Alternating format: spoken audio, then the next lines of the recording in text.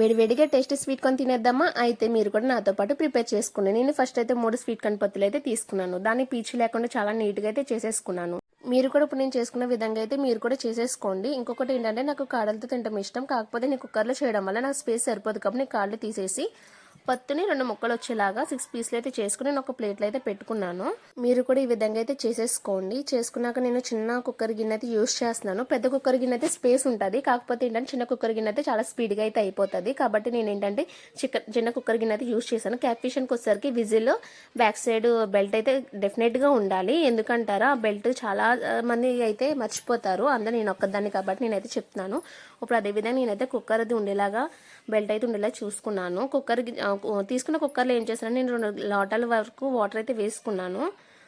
2 లోటాలు water వేసుకున్నాక అందులో నేను దానికి సరిపడా కల్లుప్పు అయితే వేసుకున్నానండి. కల్లుప్పు ఎందుకు వేసుకున్నాను అంటే నేను పత్తులకు కూడా పట్టాలి కాబట్టి ఆ పత్తులకు పట్టేలాగా నేను కల్లుప్పు అయితే వేసేసుకున్నాను. వేసేసుకుని 6 పత్తులు అయితే అందులో వేసాను. 6 పత్తులు అయితే నార్మల్గా వేయలేదు, స్పేస్ సరిపోవాలి కాబట్టి ముందు చిన్న పత్తులు అయితే వేసి తర్వాత ఏంటంటే పెద్దవి అయితే వేసాను. పత్తులు అంటే పత్తులు అనుకుంటారేమో, నేను చెప్పేది పత్తి ముక్కల కోసం చెప్పాను. తర్వాత విజిల్ అయితే 7-8 విజిల్ అయితే రానిచ్చేస్తానండి. ఎందుకంటే నేను ముందే రానిచ్చేసుకుంటాను. ఎందుకంటారా ఇప్పుడు ముందు అవ్వకుండా మళ్ళీ పెట్టుకోవడం కన్నా ముందు ఎక్కువసేపు ఉంచేసుకుంటే వదిలిపోద్ది కాబట్టి నేనైతే ప్రాసెస్ని అలాగైతే చేసేస్తాను.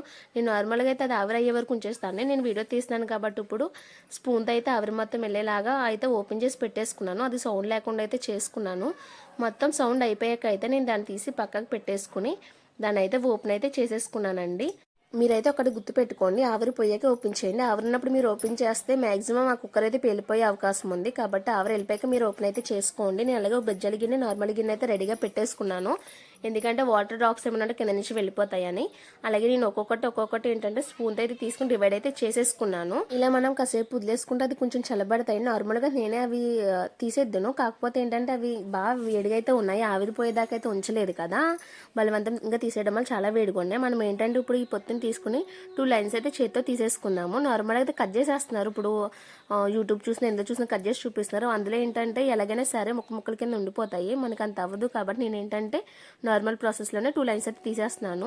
ఫస్ట్ లైన్ తీసేయాలి, సెకండ్ లైన్ కూడా నార్మల్గా ఒలిచేయడానికి చాలా కొంచెం కష్టం అవుతుంది కాబట్టి 2 లైన్స్ అయితే డెఫినెట్గా తీసుకుని థర్డ్ లైన్ నుంచి ఈజీగా అయితే ఒలిచేసుకోండి. నేనైతే చాలా నీట్గా అయితే ఒలిచేసుకున్నాను.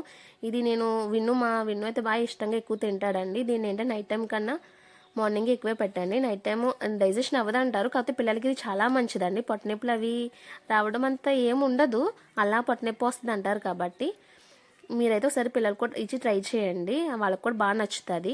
అలాగే నేనైతే 2వ ముక్కను కూడా తీసుకున్నాను. నేను ప్రత్యేకించి ఏంటంటే ఒక పొత్తు, ఒకటి కిందది ఒక పైన ముక్క తీసుకున్నాను కాబట్టి మొత్తం ప్రత్యేకించిన ఒక పొత్తునైతే యూస్ చేస్తున్నాను మీకోసం చూపిస్తానికి. ఆ గిన్నెలోకి వేసుకున్నాక అందులో తగిన సాల్ట్ అయితే వేసేసుకోవాలి, టేస్ట్ తగ్గట్టు. సాల్ట్ వేసుకున్నాక అందులో నేను చిల్లీ పౌడర్, కారం అయితే వేసేసుకున్నాను. కారం కూడా వేసేసుకొని నిమ్మకాయ అయితే యూస్ చేస్తున్నాను. ఇందులో యూస్ చేశాక అది మొత్తం బాగా కలిపేసుకోవాలి. అది పిండుకున్నాక బాగా మొత్తం మిక్స్ చేసి కలిపేసుకోవాలండి.